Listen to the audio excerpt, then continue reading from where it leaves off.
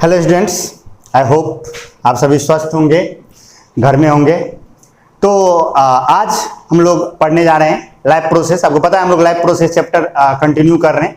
इसमें हमने सबसे पहले न्यूट्रिशन देखा, फिर हम रिस्पायरेशन पे आ गए थे और रिस्पायरेशन में आपने प्रीवियस लेक्चर तक में पहला लेक्चर में आपने एरोबिक रिस्पायरेशन पे डिटेल्स स्टडी किया था, सेकेंड लेक्चर में आपने एनारोबिक रिस्पायरेशन पे सारी बातें की थी। और आज हम लोग पढ़ने जा रहे हैं रिस्पायरेशन इन प्लांट्स, यानी कि प्लांट्स में रिस्पायरेशन कैसे होता है। ठीक है, देखिए सबसे पहली बात, प्लांट एरोबिक रिस्पायरेशन करते हैं, ये याद रखिए। सबसे पहला पॉइंट यही याद रखना है कि प्लांट्स परफॉर्म एरोबिक रिस्पायरेशन, यानी कि ये कौन से रिस्पायरेशन में जाएगा? ऑक्सीजन वाला रिस्पायरेशन में, यानी इसको रिस्पायर करने के लिए ऑक्सीजन जरूरी होगा।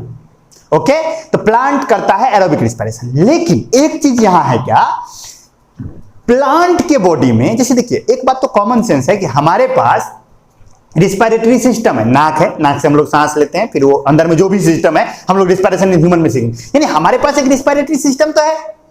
पौधा में कोई नाक है क्या? नहीं, पौधे को किसी रिस्पायरेटरी सिस्टम की जरूरत नहीं है। पौधा बिना किसी रिस्पायरेटरी सिस्टम के भी अपने रिस्पायरेशन को परफॉर्म कर लेता है, यानी उसका जो ऑक्सीजन रिक्वायरमेंट है वो फुलफिल हो जाता है किससे? बिना किसी रिस्पायरेटरी सिस्टम के। क्यों? तो आंसर ये है बाबू कि प्लांट का जो शेप होता है वो ब्रांच शेप होता है। आपको पता है प्लांट में ब्रांचेज होती है, पत्ते निकले होते हैं, ब्रांचेज निकली हुई होती है, तो जिसकी वजह से क्या होता है, उसका जो सरफेस एरिया है वो अच्छा खासा हो जाता है as compare to body volume, यानी उसके वॉल्यूम के तुलना में उसका सरफेस एरिया क्या है? बहुत ज्यादा है। तो चूंकि उसका सरफेस एरिया बहुत ज्यादा है और बॉडी वॉल्यूम क्या है उसके कंपैरिजन में बहुत कम है, तो सरफेस एरिया ज्यादा होगा तो डायरेक्ट सरफेस से अपना डिफ्यूजन से उसका फुलफिल हो जाएगा। डिफ्यूजन जानते हैं ना आप लोग कि कोई भी चीज जहां ज्यादा कंसंट्रेशन है वहां से खुद ब खुद किधर चला आता है? लोअर कंसंट्रेशन की तरफ आ जाता है। और तो पौधे का चूंकि एक ब्रांचिंग शेप है, उसका बॉडी का सरफेस एरिया बहुत ज्यादा है और वॉल्यूम उसके तुलना में क्या है? कम है, तो क्या होगा, वो उसके सरफेस एरिया ही से ही सफिशिएंट हो गया, यानी डिफ्यूजन उसके लिए सफिशिएंट हो गया कि वो डिफ्यूजन से ही अपना सारा गैसेस एक्सचेंज कर लेगा, उसी किसी रिस्पायरेटरी सिस्टम की जरूरत नहीं है। तो प्लांट की बॉडी में कोई रिस्पायरेटरी सिस्टम नहीं होता है। उसके जितने भी पार्ट्स हैं, लाइक स्टेम है, रूट है, लीव्स हैं, सब क्या करेगा? अपना अपना रिस्पायरेशन खुद परफॉर्म कर लेगा, यानी अपना अपना गैसेस एक्सचेंज वो खुद से करेगा, उसको किसी रिस्पायरेटरी सिस्टम की जरूरत नहीं। तो सबसे पहला पॉइंट यही बनता है कि plant does not require a respiratory system because it has a branch shape due to which its surface area to body volume ratio is too high, यानी सरफेस एरिया बहुत ज्यादा है और बॉडी वॉल्यूम कम है, due to which diffusion is sufficient for fulfilling its oxygen need, यानी कि plant को जितना भी ऑक्सीजन चाहिए वो उसका डिफ्यूजन जो है, यानी कि जो डिफ्यूजन का जो प्रोसेस होता है, यानी कि पौधा खुद ब खुद ऑक्सीजन क्या होगा, सराउंडिंग से उसके सरफेस एरिया से होकर उसके अंदर भर जाएगा और कार्बन डाइऑक्साइड उसके बॉडी से बाहर चला जाएगा। तो डिफ्यूजन ही उसके ऑक्सीजन नीड को फुलफिल कर देगा, तो उसे किसी रिस्पायरेटरी सिस्टम की जरूरत नहीं है। तो सबसे पहला पॉइंट आपके नोट में यही लिखा गया है कि since plant have a branch shape so they have a large surface area in comparison to their body volume, यानी उनका सरफेस एरिया बहुत ज्यादा है उनके बॉडी वॉल्यूम की तुलना में। Hence diffusion alone can fulfill sufficient oxygen to plant cells, so each plant parts like root, stems, branches, leaves etc respire separately, यानी सब अपना अपना रिस्पायरेशन खुद से कर लेगा, सबका रिस्पायरेशन अपने अपने हो जाएगा। उसको किसी, हमारे बॉडी में क्या है, हमारे बॉडी में एक रिस्पायरेटरी सिस्टम, हम लोग नाक से सांस लेते हैं, लंग्स में जाता है और लंग्स से ऑक्सीजन पूरे बॉडी में जाता है, पूरे बॉडी से कार्बन डाइऑक्साइड फिर लंग्स में आता है, फिर लंग्स से नोज से बाहर आता है, यानी एक सिस्टम चल रहा है हमारे बॉडी में। हमारा हाथ अलग से रिस्पायर नहीं करता, हमारा पैर अलग से रिस्पायर नहीं करता है, हमारे बॉडी में रिस्पायरेशन के लिए एक ऑर्गेन लगा हुआ है, नोज और लंग्स या कह सकते हैं, हमारा रिस्पायरेटरी ऑर्गन लंग्स है, तो एक लंग्स लगा है जहां पर ये सारा खेल होता है, यानी कि ऑक्सीजन अंदर लेना और कार्बन डाइऑक्साइड बाहर निकालना, एक ऑर्गेन है। लेकिन प्लांट की बॉडी में ऐसा नहीं है। क्यों ऐसा नहीं है? क्योंकि उसका सरफेस एरिया बहुत ज्यादा, ब्रांचिंग से। समझ में आ गया होगा? तब हम लोग बारी बारी से देखेंगे कि कैसे इसके रूट्स रिस्पायर करेंगे, कैसे इसके स्टेम रिस्पायर करेंगे और कैसे इसका लीव्स रिस्पायर करेगा। तो ये तीनों कर लेंगे और हमारा ये टॉपिक क्लियर हो जाएगा। तो चलिए शुरू करते हैं बारी बारी से। तो सबसे पहला पॉइंट हम लोग देखेंगे रिस्पायरेशन इन रूट्स। सबसे पहले देखेंगे रिस्पायरेशन इन रूट्स। रिस्पायरेशन इन रूट्स, कि रूट्स में रिस्पायरेशन कैसे होगा, रूट्स में रिस्पायरेशन कैसे होगा। देखिए प्लांट का जो रूट होता है वो कहां होता है, सॉइल में होता है, ये भी कोई पूछने की बात है। प्लांट का रूट कहां होता है, सॉइल में होता है। तो प्लांट के रूट में रूट हेयर्स होते हैं, पता है आपको। जब हम लोग फोटोसिंथेसिस पढ़ रहे थे तो वहां भी हमने पढ़ा था कि रूट हेयर ही क्या करता है, ऑक्सीजन वाटर एब्जॉर्ब करता है सॉइल के पार्टिकल्स।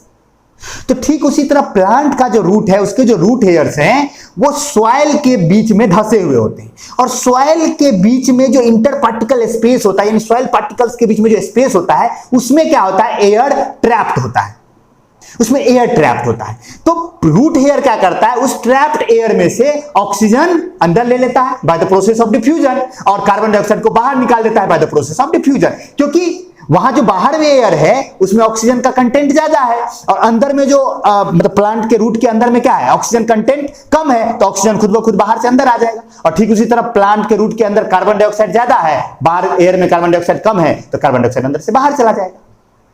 यानी रूट क्या करेगा, अपना गैसेस एक्सचेंज करेगा किससे, सॉइल पार्टिकल्स के बीच में ट्रैप्ड एयर से।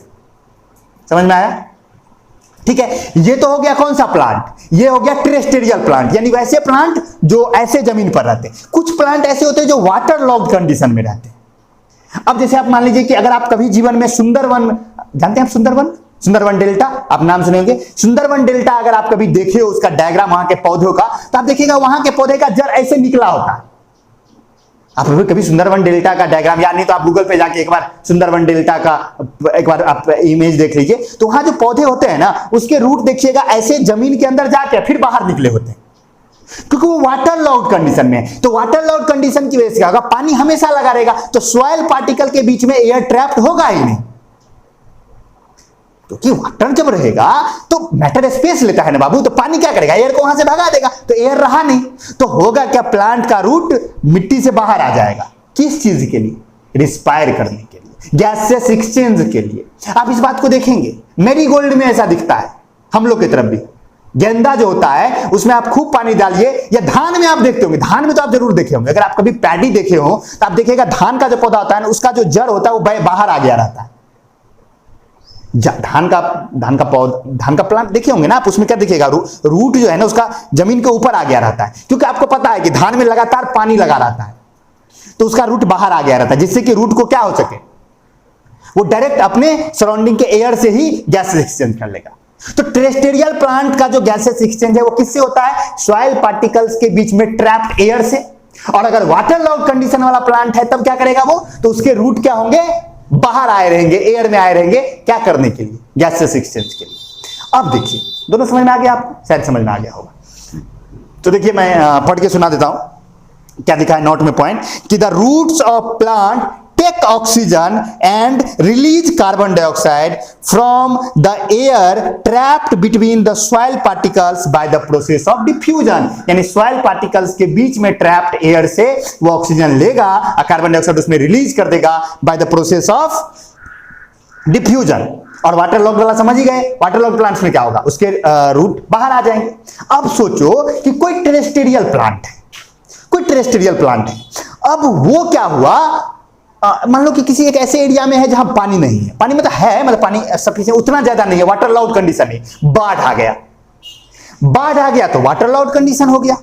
वो था तो टेरेस्टेरियल, लेकिन कंडीशन कैसे में फंस गया, वो वाटर लॉक्ड में फंस गया। अब कैसे करेगा वो, तो पानी क्या करेगा, उसके सॉइल के पार्टिकल्स के बीच में एयर ट्रैप था, उसको क्या करेगा, बाहर एक्सपेल कर देगा, वहां एयर को तो रहने नहीं देगा। तो क्या होगा, वहां जो रूट होंगे वो किसके लिए बने हुए थे, वो तो सॉइल पार्टिकल्स के बीच में जो एयर ट्रैप है उसके साथ गैसेस एक्सचेंज के लिए बने हुए थे। तो बेचारे तो फंस गए। अब तो वो कुछ दिन तो जिंदा रहेंगे, लेकिन अगर लंबे समय तक वाटर लॉक्ड कंडीशन रहा तो वो रूट क्या होंगे, मर जाएंगे, क्योंकि उनको ऑक्सीजन नहीं मिलेगा, गैसेस एक्सचेंज नहीं होगा, तो क्या होगा, मर जाएंगे। और रूट मरेगा तो क्या होगा, पौधा मर जाएगा। इसीलिए कोई टेरेस्टेरियल प्लांट जब वाटर लॉक्ड कंडीशन में लंबे समय तक रहता है तो वो मर जाता है। बाढ़ में ज्यादा लंबे समय देखिएगा कि कभी कभी बाढ़ आ जाता है, हम लोग का एरिया तो ऐसा है कि बाढ़ आता है, तो बाढ़ देखिएगा तो पौधे का पत्ता सब देखिए पीला होने लगेगा। पहले पौधा का पत्ता सब पीला पीला होगा, फिर लास्ट में पौधा सूख जाएगा। क्यों सूख जाता है, क्योंकि उसके रूट को क्या नहीं मिला, ऑक्सीजन। क्या नहीं, सब कुछ तो मिल ही रहा था, धूप था, बाहर में हवा भी बह ही रही थी, सब चीज था, क्या हुआ ऐसा कि वो सूख गया? रीजन ये था कि वाटर लॉग कंडीशन में चला गया। और वाटर लॉग इसीलिए कई बार ऐसा होता है कि आप देखेंगे कि कई आदमी जो पॉटेड प्लांट्स होते हैं उसमें बहुत ज्यादा पानी डालने लगता है, बहुत ज्यादा पानी, सुबह सुबह उठा डेली एक गिलास। अरे भाई डेली पानी डालोगे तो कई बार देखना कि पौधा का पत्ता पीला पीला होने लगता है। तो आप पता कीजिएगा, अगर कोई आदमी जो गार्डनिंग करता है उसको कहिएगा कि मेरे पौधे का पत्ता पीला पीला हो रहा है, तो कहेगा आप पानी बहुत ज्यादा डालते हैं, पानी कम डालें। देखिएगा ऐसा सजेशन आपको मिलेगा कि आप बहुत ज्यादा पानी डाल लें। क्यों? क्योंकि आप बहुत ज्यादा पानी डालते हैं तो वाटर लॉग कंडीशन हो जाता है, बेचारे को मिलता नहीं तो वो सूखने लगता है। ओके, तो रूट कैसे रिस्पायर करता है समझ में आया? तो ये पॉइंट याद रखने की है कि वाटर लॉग कंडीशन में जब होगा तो कैसे होगा। देखिए पॉइंट लिखा हुआ है कि if roots of land plants और टेरेस्ट्रियल प्लांट, यानी कि जमीन पर उगने वाले पौधे या terrestrial plants remain in water log condition for long time, लंबे समय तक रह गया, then the plant die, plant मर जाता है, because water expels the air trapped between soil particles, यानी सॉइल पार्टिकल्स के बीच में जो एयर था ट्रैप, उसे उसने क्या एक्सपेल कर दिया, बाहर निकाल दिया, due to which roots do not get oxygen and they respire anaerobically and produce alcohol. यानी रूट को क्या हुआ, अब क्या हुआ, मिलना बंद हो गया, ऑक्सीजन मिलना बंद हुआ, तो वो क्या करेगा, जिंदा रहने के लिए क्या करेगा, एनारोबिक रिस्पायरेशन करना शुरू करेगा। और एनारोबिक रिस्पायरेशन जब पौधा करता है तो वो किधर की ओर जाता है, वो वाला पाथवे पकड़ता है। एनारोबिक रिस्पायरेशन में याद होगा आपको दो पाथवे था, एक लैक्टिक एसिड वाला और एक अल्कोहल वाला, तो वो कौन सा पाथवे पकड़ेगा, अल्कोहल वाला। तो पौधे का रूट जो है वो एनारोबिक रिस्पायरेशन करना शुरू करेगा और अल्कोहल प्रोड्यूस करना है शुरू करेगा। लेकिन अगर लंबे समय तक वाटर लॉग कंडीशन रहा तो क्या होगा, अल्कोहल का कंटेंट इतना ज्यादा बढ़ जाएगा पौधे में कि पौधा क्या होगा, मर जाएगा और पौधा मरेगा, मतलब रूट मर जाएगा और रूट मरेगा तो पौधा मर जाएगा। तो आपको शायद समझ में आ गया होगा कि रूट कैसे रिस्पायर करता है। ठीक है, तो रूट रिस्पायर करता है सॉइल पार्टिकल्स। अब हमें नेक्स्ट टॉपिक है हमारा रिस्पायरेशन इन स्टेम्स, रिस्पायरेशन इन स्टेम्स। अगर स्टेम्स में आप रिस्पायरेशन देखना चाहें पौधे के स्टेम्स में, तो देखिए जो न्यू प्लांट्स होते हैं या सॉफ्ट स्टेम्स होते हैं, सॉफ्ट स्टेम्स करने का मतलब जैसे कि आप स्पिंच ले लीजिए, यानी कि पालक ले लीजिए, या कोई साग उग लीजिए जिसका कि स्टेम बड़ा मुलायम सा होता है, या वुडी प्लांट के अलावा जो सॉफ्ट स्टेम वाले होते हैं उसके स्टेम में स्टोमाटा होता है। सॉफ्ट स्टेम प्लांट्स के में स्टोमाटा होता है। तो स्टोमाटा हुआ, और स्टोमाटा आप जान चुके हैं क्या है, पता है ना, फोटोसिंथेसिस जब हम पढ़ रहे थे, एक दो बीन शेप्ड गार्ड सेल से घिरा हुआ होता है। गार्ड सेल में जब पानी भरता है तो वो टर्गिड हो जाता है, उसका पोर खुल जाता है और गैसेस एक्सचेंज हो जाता है। तो स्टोमाटा का तो प्रोसेस है ही। तो सॉफ्ट स्टेम प्लांट्स के पास क्या है, सॉफ्ट स्टेम वाले के पास, सॉफ्ट स्टेम के पास क्या है, स्टोमाटा है। सॉफ्ट स्टेम के पास है स्टोमाटा। लेकिन जो हार्ड स्टेम वाले, वुडी स्टेम वाले के पास, आपको पता होगा जब हम लोग प्लांट टिश्यू पढ़ रहे थे तो वहां हमने कॉर्क में लेंटिसेल्स पढ़ा था, याद होगा, लेंटिसेल्स होता है। और लेंटिसेल्स क्या करेगा, गैसेस एक्सचेंज करेगा। तो यानी अगर स्टेम में रिस्पायरेशन की बात करें तो अगर सॉफ्ट स्टेम प्लांट्स है तो they perform gases exchange through stomata, and if woody stem then they perform gases exchange through lenticels. बस इतना याद रखना है, यहां पर हमें और ज्यादा कुछ याद नहीं रखना है। लेंटिसेल्स आपको पता है कि अगर आप वुडी स्टेम में देखिएगा ना तो कहीं कहीं पर ऐसा होता है कि वहां उसका बार्क नहीं होता है, वो खाली जगह होता है। आप देखिएगा, आप प्लांट को गौर से देखिएगा, उसमें खाली खाली जगह होता है। वो खाली जगह पे डायरेक्ट उसका एपिडर्मिस सराउंडिंग के कांटेक्ट में होता है और वहां से वो गैसेस एक्सचेंज कर लेता है। समझ गए? तो स्टेम में कैसे, देखिए हम पढ़ के सुना देते हैं, आपके नोट में लिखा हुआ है कि soft stems have stomata which while hard and woody stem have lenticels which are the site for gases exchange in them. यानी कि स्टेम में साइट फॉर गैसेस एक्सचेंज क्या हुआ, तो सॉफ्ट स्टेम में स्टोमाटा हुआ और वुडी स्टेम में लेंटिसेल्स हुआ। इतना याद रखिए, सफिशिएंट है। अब हम देखेंगे रिस्पायरेशन इन लीव्स। उस पर भी बात करने में कोई ज्यादा बात नहीं है। रिस्पायरेशन आप लीव्स आप जानते ही हैं कि कैसे स्टोमाटा से गैसेस एक्सचेंज होता है। तो लीव्स में तो क्या होगा, स्टोमाटा होगा।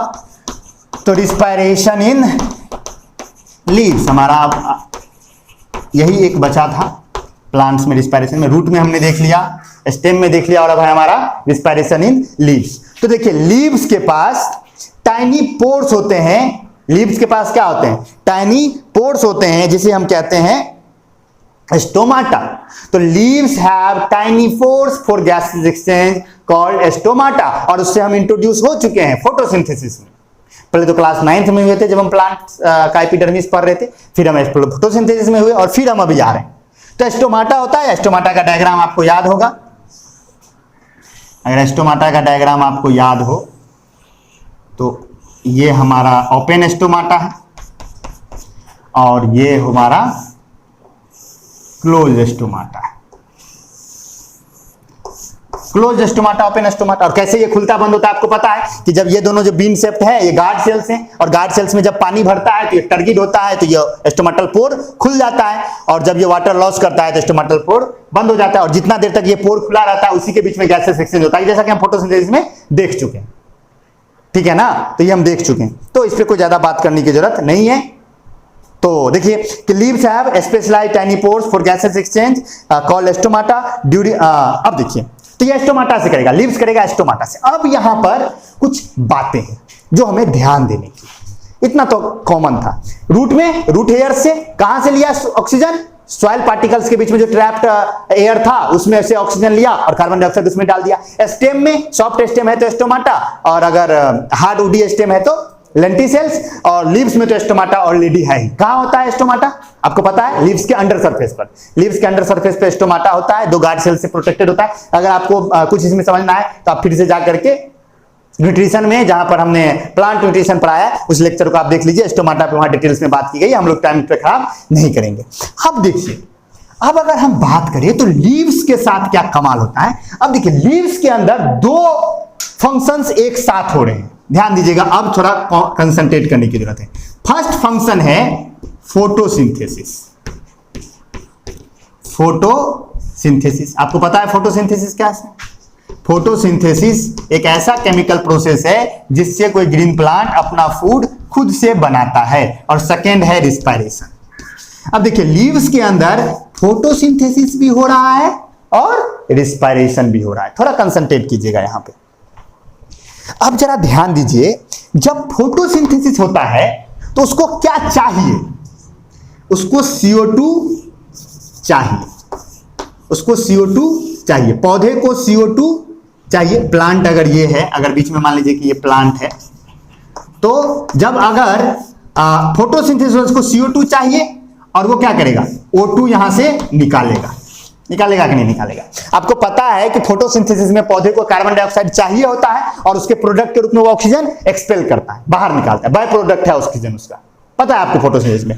और रिस्पायरेशन में क्या चाहिए? अब देखिए, रिस्पायरेशन में पौधे को, प्लांट को क्या चाहिए? उसको ऑक्सीजन चाहिए। चाहिए कि नहीं चाहिए? और वो क्या निकालेगा? कार्बन डाइऑक्साइड निकालेगा। निकालेगा कि नहीं निकालेगा? निकालेगा। तो यानी कि पौधे के लीव्स के अंदर दो फंक्शंस एक साथ हो रहा है। First is photosynthesis and second is respiration. For photosynthesis carbon dioxide is required and oxygen is expelled out, while during respiration oxygen is required and carbon dioxide is expelled out. तो during day time, जब दिन का समय होगा तो दोनों चल रहा होगा, फोटोसिंथेसिस भी और रिस्पायरेशन। रिस्पायरेशन तो 24 घंटा चलेगा ना भाई, अब जिंदा रहना है ना, तो रिस्पायरेशन तो कंटिन्यूअस प्रोसेस है, तो रिस्पायरेशन तो हमेशा चलेगा। लेकिन फोटोसिंथेसिस कब चलेगा? जब आपको पता है फोटोसिंथेसिस के नेसेसरी कंडीशन में सनलाइट है ना, तो दिन के समय ही ना फोटोसिंथेसिस होगा, रात के समय तो होगा नहीं। तो ये जब हम दिन के समय अगर हम देखें तो दिन के समय पौधा क्या करेगा? दिन के समय दोनों प्रोसेस चल रहा है, तो ड्यूरिंग डे टाइम पौधा क्या करेगा? उसको क्या चाहिए? कार्बन डाइऑक्साइड वो रिस्पायरेशन के रिजल्ट में निकालेगा। वो क्या करेगा? इस कार्बन डाइऑक्साइड को यहां भेज देगा, फोटोसिंथेसिस में भेज देगा, और ये ऑक्सीजन जो यहां से निकला ये यहां आ जाएगा। समझ रहे हो बात? यानी ड्यूरिंग डे टाइम रिस्पायरेशन के प्रोडक्ट में जो कार्बन डाइऑक्साइड रिलीज हुआ, वो कार्बन डाइऑक्साइड यूज्ड हो जाएगा कहां पर? फोटोसिंथेसिस में। और फोटोसिंथेसिस से जो ऑक्सीजन बाहर आया वो ऑक्सीजन चला जाएगा कहां में? रिस्पायरेशन। समझ गए? लेकिन अब एक बात ध्यान देने की है, जो पौधे का रेट ऑफ रिस्पायरेशन है वो बहुत स्लो है as compare to rate of photosynthesis. यानी पौधे के अंदर फोटोसिंथेसिस ज्यादा हो रहा है एज कंपेयर टू रिस्पायरेशन। तो उसका जो नीड है, अब फोटोसिंथेसिस ज्यादा तेजी से हो रहा है तो उसको ज्यादा कार्बन डाइऑक्साइड चाहिए, तो उसको नीड ज्यादा कार्बन डाइऑक्साइड का है, लेकिन उसके रिस्पायरेशन से उतना कार्बन डाइऑक्साइड फुलफिल तो नहीं होगा। तो उतना कार्बन डाइऑक्साइड फुलफिल नहीं होगा, तो जो एक्स्ट्रा कार्बन डाइऑक्साइड उसका फुलफिल नहीं हो पा रहा है वो क्या करेगा, वो सराउंडिंग से लेगा ना, सराउंडिंग से। और यानी वो कुछ ऑक्सीजन तो यहां से आया और कुछ ऑक्सीजन क्या करेगा, सराउंडिंग से, कुछ ऑक्सीजन नहीं, कार्बन डाइऑक्साइड क्या करेगा, सराउंडिंग से लेगा, सराउंडिंग से लेगा। यानी सराउंडिंग से वो CO2 भी ले रहा है, यानी दिन के समय वो सराउंडिंग से क्या ले रहा है, CO2 ले रहा है। और क्या होगा, तो रिजल्ट में जो ऑक्सीजन मिला, तो ऑक्सीजन तो बहुत, फोटोसिंथेसिस ज्यादा तेजी से हो रहा है तो ऑक्सीजन भी बहुत पैदा हो रहा है, ऑक्सीजन भी खूब प्रोड्यूस हो रहा है। उतना ऑक्सीजन का जरूरत तो रिस्पायरेशन में नहीं है, क्योंकि पौधे का रिस्पायरेशन स्लो है, रिस्पायरेशन का रेट स्लो है, तो उतना ऑक्सीजन नहीं चाहिए उसको। तो उतना ऑक्सीजन नहीं चाहिए तो क्या होगा, तो एक्स्ट्रा ऑक्सीजन उसके पास बचेगा। आपके पास एक्स्ट्रा ऑक्सीजन बचेगा ना, पौधे के पास एक्स्ट्रा ऑक्सीजन बचेगा ना, तो वो एक्स्ट्रा ऑक्सीजन क्या करेगा, वो एक्स्ट्रा ऑक्सीजन सराउंडिंग में रिलीज कर देगा। एक्स्ट्रा ऑक्सीजन क्या करेगा, सराउंडिंग में रिलीज कर देगा। यानी दिन के समय अगर आप पूरे गैसियस मूवमेंट को समझे, पौधे का पूरा गैसियस एक्सचेंज को अगर आप ओवरव्यू में समझे, तो क्या दिखता है कि पौधे दिन के समय कार्बन डाइऑक्साइड लेते हैं और ऑक्सीजन छोड़ते हैं। लेकिन इसका मतलब ये नहीं कि पौधे कार्बन डाइऑक्साइड लेते हैं ऑक्सीजन छोड़ते हैं। जनरली लोग कह देगा पौधा क्या लेता है, कार्बन डाइऑक्साइड, छोड़ता है ऑक्सीजन। ए भाई, रिस्पायरेशन में उसको भी ऑक्सीजन चाहिए और वो भी कार्बन डाइऑक्साइड ही छोड़ता है, नहीं समझा, उसको भी क्या चाहिए, ऑक्सीजन चाहिए और वो भी कार्बन डाइऑक्साइड ही छोड़ता है। लेकिन चूंकि दिन के समय दोनों प्रोसेसेज एक साथ चलती हैं, फोटोसिंथेसिस भी और रिस्पायरेशन भी, तो फोटोसिंथेसिस का ऑक्सीजन यूज हो जाता है रिस्पायरेशन में और रिस्पायरेशन का कार्बन डाइऑक्साइड यूज होता है फोटोसिंथेसिस में। और चूंकि rate of photosynthesis is much faster as compare to rate of respiration, इसलिए उतना कार्बन डाइऑक्साइड का सप्लाई हो नहीं पाता है, तो वो क्या करता है, बाहर से सराउंडिंग से भी कार्बन डाइऑक्साइड लेता है और जो एक्स्ट्रा ऑक्सीजन उसके पास होता है उसे वो सराउंडिंग में छोड़ता है। तो बाहर से देखने पर हमें ऐसा लगता है कि पौधा कार्बन डाइऑक्साइड ले रहा है और ऑक्सीजन छोड़ रहा है, समझ गए। लेकिन यही काम अगर रात को हो तो रात को तो ये प्रोसेस ही बंद हो गया, फोटोसिंथेसिस गया, रात को फोटोसिंथेसिस तो होगा नहीं, तो रात को फोटोसिंथेसिस बंद, तो सिर्फ क्या चालू, रिस्पायरेशन। तो यानी रात को क्या होगा, पौधा ऑक्सीजन लेगा, कार्बन डाइऑक्साइड छोड़ेगा। तो यानी अगर पौधे का नेट गैसियस मूवमेंट देखे तो डे टाइम में क्या होगा, वो कार्बन डाइऑक्साइड लेगा, ऑक्सीजन छोड़ेगा, because both photosynthesis and respiration is functioning. But during night time, जब रात होगा तो क्या होगा, वो ऑक्सीजन लेगा और कार्बन डाइऑक्साइड छोड़ेगा, समझ गए ना। कुछ प्लांट्स ऐसे होते हैं जिसमें डार्क फेज रात को भी चलते रहता है, तो वहां पर अलग है, जैसे तुलसी का प्लांट, पीपल का प्लांट, उसका एक अलग सिचुएशन। लेकिन ये जनरल प्लांट्स की बात करें, इसलिए कहा जाता है कि रात के समय पौधे के नीचे सोना नहीं चाहिए, क्योंकि रात के समय अगर आप पौधे के नीचे सोइएगा तो पौधा खुद ऑक्सीजन ले रहा है और तुम्हारा भी, पौधे को तो ऑक्सीजन ब्रांचिंग से ज्यादा ऑक्सीजन ले रहा है, वो ज्यादा तुम्हारे बॉडी वॉल्यूम की तुलना में उसका बॉडी वॉल्यूम बहुत ज्यादा है, तो ज्यादा ऑक्सीजन ले रहा है, तुम्हारे लिए कमी हो जाएगा, बेहोश हो जाओगे। कई आदमी देखना कि जब होता है ना तो कहेगा कि वो आदमी नाक रगड़ने लगा, पौधे के नीचे से भूत पकड़ लिया, वो नाक रगड़ने लगा, मर गया, पौधे हुआ, बेहोश हो गया। या भाई उसमें भूत का कोई खेल नहीं है, और रिस्पायरेशन का सारा चक्कर है, ठीक है ना। वो रात के समय वो खुद ले रहा था, वो सोया, बेचारा मुड़ी उड़ी रगड़ने लगा, ऑक्सीजन की कमी हुई, लोग कहेगा इसको भूत लग गया। अब हो सकता है भूत होता भी होगा, वो हम ये नहीं करेंगे भूत नहीं होता है, कभी देखे नहीं ना आज तक। तो चलिए ठीक है, इस पे आते हैं रिटर्न। तो नेट गैसेस मूवमेंट आपको समझ में आ गया होगा कैसे होता है, नेट गैसेस मूवमेंट समझ में आ गया होगा, ओके ठीक है। तो अब देखिए इस पे पूरी बात नोट में लिखी हुई है, आप पढ़ेंगे समझ में आ जाएगा। एक बार मैं भी पढ़ के सुना देता हूं कि during day time respiration as well as photosynthesis takes place inside the leaves, but at night only respiration takes place. Hence in day time the CO2 evolved in respiration is utilised in photosynthesis, यानी respiration से जो CO2 निकला वो utilise हो जाएगा photosynthesis में। And oxygen evolved in photosynthesis is utilised in respiration, यानी oxygen जो निकला वो यूटिलाइज हो जाएगा रिस्पायरेशन में। But the rate of photosynthesis is much faster than the rate of respiration, ज्यादा फास्टर है rate of respiration. So in daytime there is a net movement of CO2 from environment to the leaves and oxygen diffuse out from the leaves. यानी दिन के समय carbon dioxide अंदर आएगा और oxygen diffuse out होगा. But during at night their net movement just reverse because photosynthesis stops in night. यानी कि रात के समय क्या हो जाता है, ये रिवर्स हो जाता है, यानी कि ऑक्सीजन लेता है कार्बन डाइऑक्साइड छोड़ता है बिकॉज फोटोसिंथेसिस बंद हो जाता है. तो ये था हमारा respiration in plant. I hope आपको पूरी तरह समझ में आया होगा. बढ़िया से देख लीजिए, नोट में पढ़ लीजिएगा, नोट बना लीजिएगा, फिर वही बात नोट बना लीजिएगा, लेक्चर को ध्यान से देखिएगा. कुछ समझ में नहीं आए तो पूछिएगा, कमेंट कीजिएगा, या जो भी आपके पास मेथड्स हैं व्हाट्सएप टेलीग्राम जो भी है उसे कीजिएगा.